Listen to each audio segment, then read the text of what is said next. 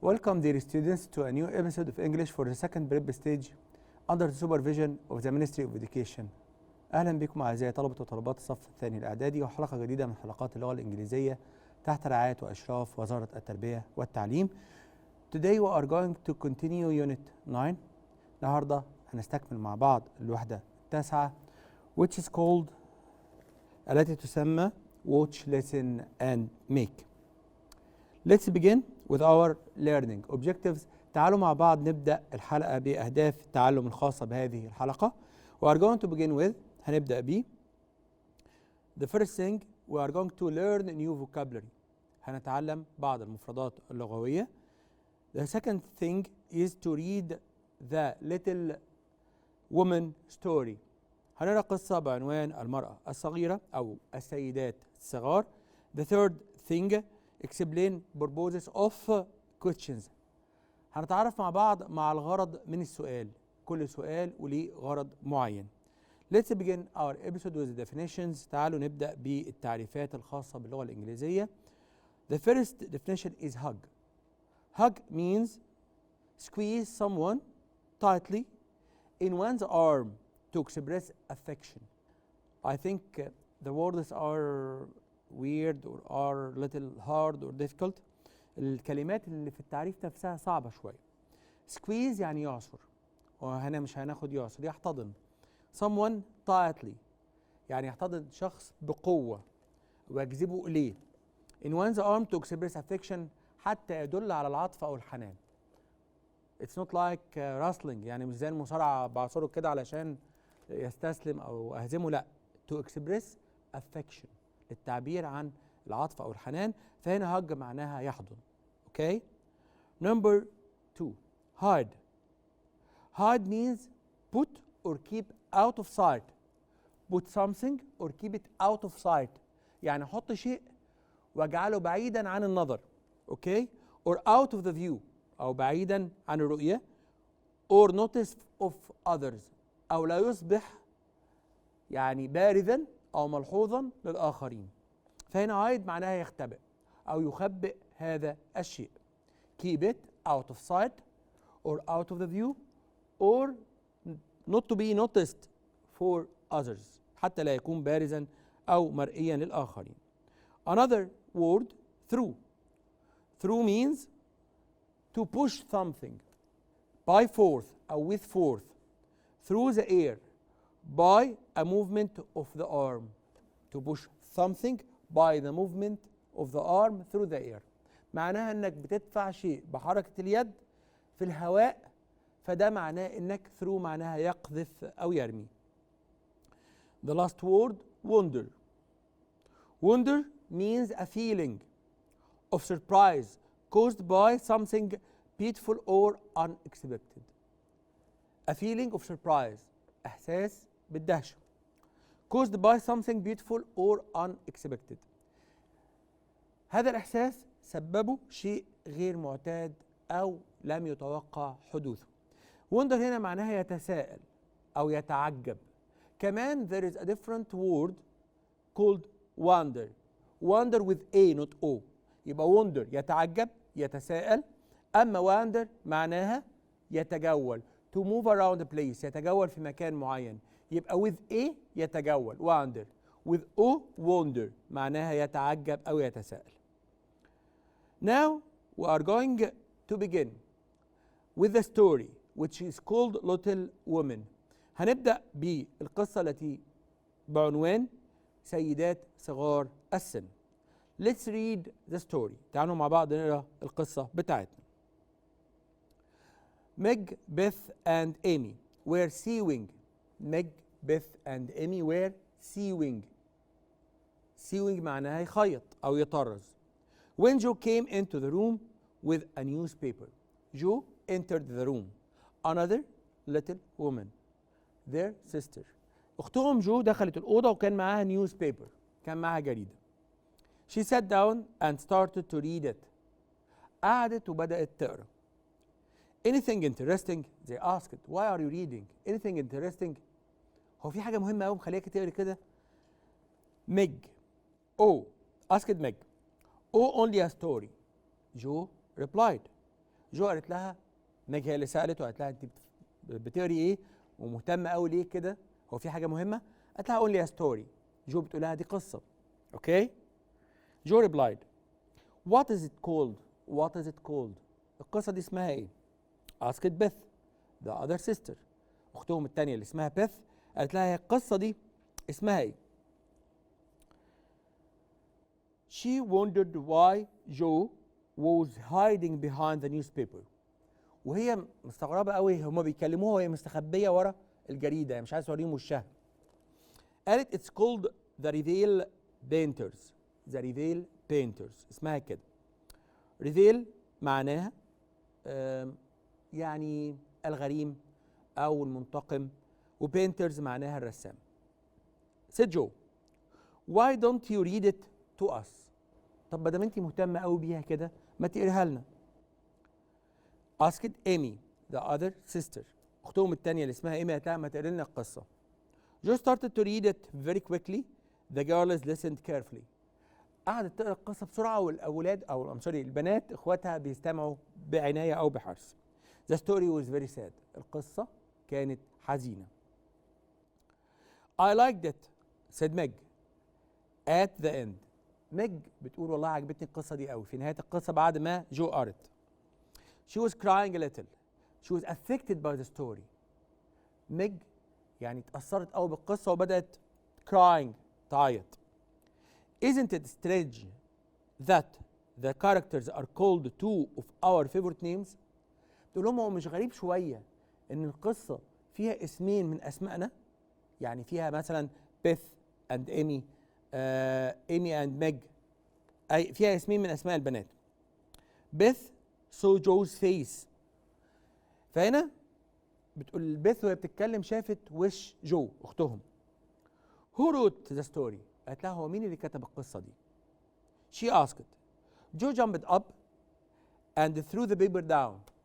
جو راحت تنطط من على الكرسي اللي هي قاعده او من الصوفه اللي هي قاعده عليها وراحت راميه الجريده and said your sister.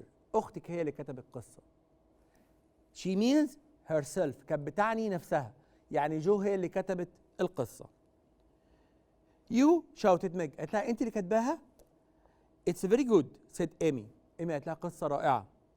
I knew it. انا كنت عارفه انك في يوم هتوصلي with your talent in writing بموهبتك في الكتابه انك تكتبي والجريده تعلق لك او تنشر لك القصه بتاعتك. I'm so proud. انا فخوره جدا بيكي. said Beth hugging her sister. بيث كمان بتقولها انا فخوره بيكي حضنتها.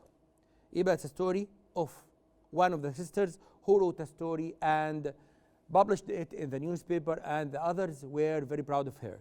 يعني هي قصه بنت وليها اخوات بنات وهي كتبت قصه في الجريده نشرتها لها وكانوا فخورين جدا بيها.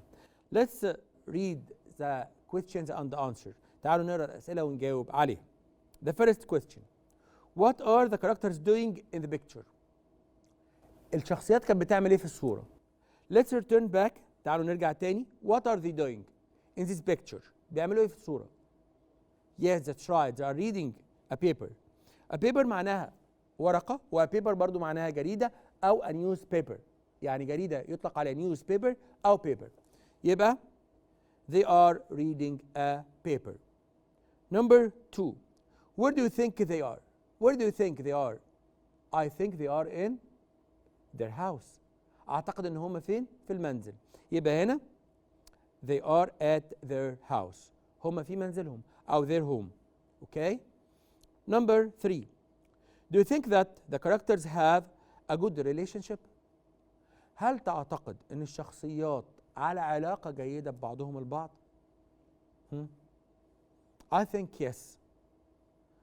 Why or why not؟ طب ليه هم على علاقة جيدة ولا لا؟ من وجهة نظرك طبعا. Yes, let's see. تعالوا مع بعض نشوف. I think so. أعتقد إن هم على علاقة جيدة ببعضهم البعض. Why؟ Because they are proud of their sister. يعني their sister were very proud of Joe. يعني الأخوات البنات كانوا فخورين جدا بجو when she published the story in the newspaper. And hug each other. وحضنوا بعض because they were very happy. لأنهم كانوا سعداء بالقصة اللي كتبتها جو. Now we are going to answer other questions. هنجاوب على أسئلة أخرى. Why do you think that Joe reads the story before she tells them؟ ليه جو كانت قاعدة تقرأ القصة قبل ما تقول لهم؟ ما قالت لهمش تعالوا بصوا أنا اللي كتبت القصة بتاعتي في الجريدة، ما قالتش ده. Why؟ I think she wants to surprise them. أعتقد إن هي كانت عايزة تفاجئهم بعد ما تقرأ لهم القصة ولو أسمائهم جوه القصة، فمين اللي كتب؟ فهي عايزة تقول لهم مفاجأة. Because she wanted to surprise them as she wrote it. لأن هي الكاتبة فعايزة تفاجئهم، فبتعمل نفسها ما تعرفش حاجة في البداية وبتبدأ تقرأ القصة عادي. أوكي؟ She wants to surprise them. She wants to surprise them. عايزة تفاجئهم. Number 2. Why does Beth say she is so proud؟ ليه بيث قالت إن هي فخورة جدا؟ That's right. Because one of her sisters wrote a story and it's published in the newspaper. لأن أختهم كتبت قصة واتنشرت في الجريدة، فيبقى her sister wrote a story for the newspaper. أختها كتبت قصة للجريدة. Another question. Do you think that Beth really knew that Joe was the writer؟ هل تعتقد إن بيث كانت عارفة إن جو هي الكاتبة؟ Yes, I don't think so. لا، ما تعرفش مين الكاتبة في البداية. ليه؟ Because she asked who wrote it. هي سألتها هو مين اللي كتب القصة. تعالوا نشوف الإجابة. No, she asked Joe who wrote the story. وجو عمالة تقرأ أو في النهاية قالت لها هو مين اللي كتب القصة دي؟ يبقى she didn't know the writer. ما كانتش تعرف مين الكاتب. Another question. Do you think it's difficult to write a good story؟ هل صعب على الواحد إنه يكتب قصة جيدة؟ Why or why not؟ Maybe you can made a story أو made up a story. يعني ممكن تألف قصة but it can't be أو it might be not good. يعني ممكن القصة تألفها دي ما تبقاش كويسة. I think the good writer has to be talented. أعتقد إن الكاتب الكويس لازم يبقى موهوب في الكتابة. يبقى كتابة قصة جيدة مش أي حد يقدر يكتب قصة جيدة. The answer is yes I do. It needs one to be talented. أعتقد إن الكتابة صعبة لأن محتاج الواحد عنده مهارة أو موهبة. How do you feel if someone in your family does something well؟ يبقى شعورك إيه لو حد من أخواتك أو حد من قرايبك عمل شيء كويس؟ I'd be proud and happy. هكون فخور وهكون سعيد. I would be very proud and happy. Okay? Now, let's arrange the events in the story. تعالوا نراجع مع بعض الأحداث ونرتب مع بعض الأحداث بتاعت القصة. Okay? جو threw the newspaper down. أعتقد إن دي في النهاية خالص. جو رمت الجريدة في الآخر أو رمتها على الأرض. جو reads the story. جو قرأت القصة. Beth is proud of her sister and gives them a hug. دي آخر لاين أو آخر sentence. آخر جملة في القصة إن هي كانت فخورة وحضنتها. Meg starts to cry. Meg بدأت تبكي. Not at the beginning. ما كانش في البداية. جو starts to read a newspaper. جو بدأت تقرأ الجريدة. 3 of the sisters are sewing in the living room. يبقى yes 3 of the sisters are sewing in the living room. الثلاثة كانوا بيخيطوا أو بيطرزوا الملابس في الغرفة. كمان بعد كده بدأت جو تقرأ. يبقى جو starts to read. Then بعد ما بدأت تقرأ she reads the story. قرأت القصة كاملة. يبقى she reads the story for her sisters. After that Meg starts to cry. أعتقد إن بعد كده ميج بدأت تبكي في نهاية القصة because it was very sad. القصة كانت حزينة. Then جو threw the paper down. رمت الجريدة على الأرض. يبقى number 1 هتبقى number 5. جو رمت الجريدة على الأرض و the last sentence and Beth was very proud of her sister and gives her a hug. Beth كانت فخورة بأختها وحضنتها. Now let's express ability or different purposes of questions. تعالوا مع بعض نشوف ازاي ممكن نعبر عن الأهداف أو الأغراض المختلفة للسؤال. أولا we are going to express ability. هنعبر عن القدرة على عمل شيء، ويوز كان بلس فيرب ان انفينيتيف فورم، بنستخدم كان والفعل في المصدر. or am is are able to plus infinitive، أو am و is و are والفعل في المصدر. or I can use I know how to do. know how to do معناها يعرف كيف يفعل الشيء، أو know how to والفعل في المصدر. but now we are going to express the purposes of questions. هنعبر عن أغراض الأسئلة المختلفة مع بعض.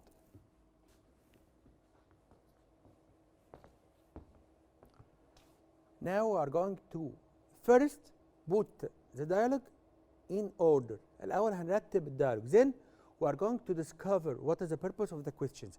بعد كده هنعرف إيه الهدف من كل سؤال. The first sentence سالم says no he has got those. Could you bring some food؟ يعني هو عنده الشيء اللي أنت بتتكلم عنه، ممكن تجيب بعض الطعام. we will have a picnic. هنعمل رحلة وفيها أكل وكده، فعايزك تجيب طعام معاك. Another sentence سالم says we are leaving my house at 10 a.m. هنسيب البيت الساعة 10. Okay. Another sentence نادر says of course I'll bring some sandwiches. هنا كان طلب الساندوتشز، وهنا بقول له هجيب السندوتشات. Okay. What time should I come؟ أجي إمتى؟ Okay. نادر says yes I'd love to. It's big house isn't it؟ أحب أعمل ده، البيت كبير مش كده؟ Another sentence نادر says great see you then. أشوفك في الميعاد ده. We are leaving at 10 a.m. Another sentence سالم says yes he has got a table tennis in the garden. Would you like to play؟ هو عنده ترابيزة تيبل تنس اللي هي تنس الطاولة، تحب تلعب؟ Another sentence نادر says yes please shall I bring some table tennis balls؟ أجيب معايا كرات كرة الطاولة أو تنس الطاولة معايا. سالم says hi نادر I was wondering if you would like to come to my cousin's house tomorrow. والله أنا بتساءل تحب تيجي معايا بيت ابن عمي أو ابن خالتي بكرة؟ هنا it's a kind of a question and there is a purpose of this question. في غرض للسؤال ده. فتعالوا مع بعض نرتب الأحداث كده مع بعض. فطبعا number one are going to answer it. الأولى هتبقى دي. أنا بتساءل إذا كنت تحب تيجي معايا منزل ابن عمي. It's an invitation. ده سؤال الغرض منه الدعوة. سؤال الغرض منه إيه؟ inviting. I'm wondering أو I was wondering أو I wonder if you like to come. لو تحب تيجي يبقى أنا بدعوك. طب the answer هتبقى yes I would love to. أحب أجي. It's a big house isn't it؟ أحب أجي البيت، مش بيت كبير وهنقعد فيه براحتنا؟ يبقى number two it's a big house isn't it؟ The question here is asking for information. هو بيسأل أو بيطلب معلومة، مش البيت كبير مش كده؟ أحب أجي والله. طيب another sentence number three بيقول له yes he has got table tennis. Would you like to play؟ تحب تلعب. It's offering. بيعرض عليه اللعب. Would you like to play؟ هو عنده كمان ترابيزة تنس طاولة، تحب تلعب. يبقى هنا 3 purposes till now. لحد دلوقتي في 3 أغراض. الأولاني كان دعوة، الثاني كان asking for information. Is it big؟ هو البيت ده مش كبير. الثالث كان would like to play. تحب تلعب. It was an offering question. Now another sentence says yes please shall I bring some table tennis balls؟ أجيب معايا كرات تيبل تنس. فيبقى هنا number 4. Another sentence number 5 no he has got those. هو عنده ده. Could you bring some food؟ يبقى هنا request طلب. ما تجيب معاك شوية أكل، احنا عاملين حفلة أو زي نزهة كده وكل واحد هيجيب بعض الطعام معاه. Could you bring some foods؟ يبقى another purpose of the question، غرض آخر من أغراض الأسئلة اللي هو request طلب. قال له of course I'll bring some sandwiches. طبعا هجيب معايا بعض السندوتشات. What time should I come؟ أجي إمتى؟ Inquiring. هو هنا بيستفسر أو asking for information. Another purpose of the question، يعني غرض آخر اللي هو بيقول له أجي إمتى. اوكي.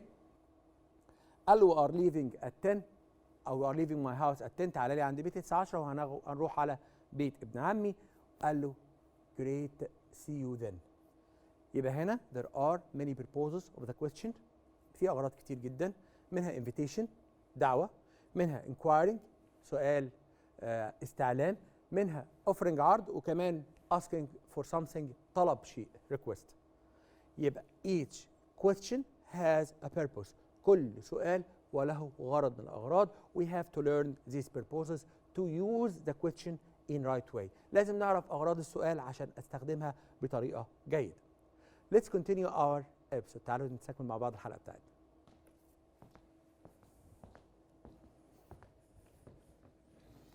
Now we are going to continue. هنكمل مع بعض. And we are going to choose the right answer. هنستخدم أو هنعرف الإجابة الصحيحة from A, B, C or D.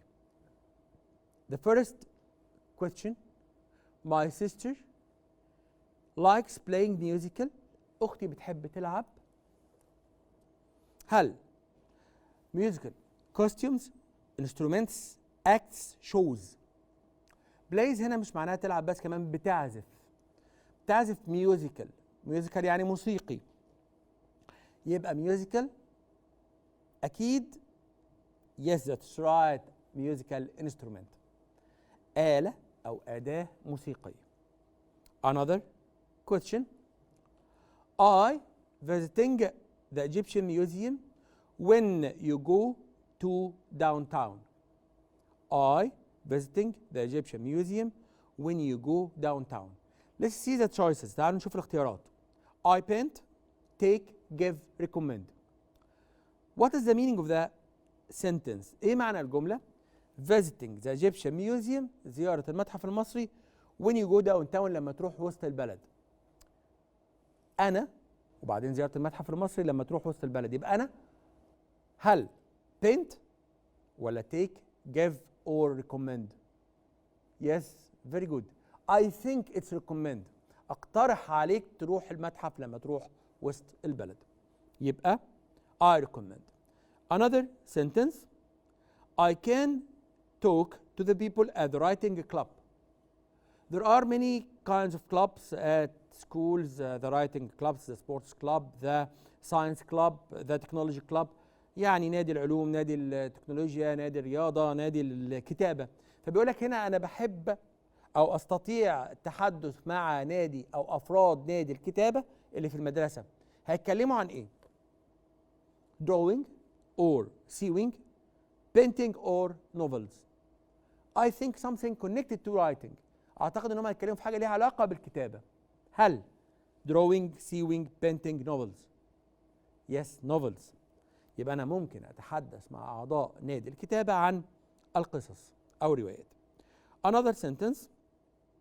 What's your about the Museum of Egyptian Modern Art? إيه هو عن متحف الفن المصري الحديث؟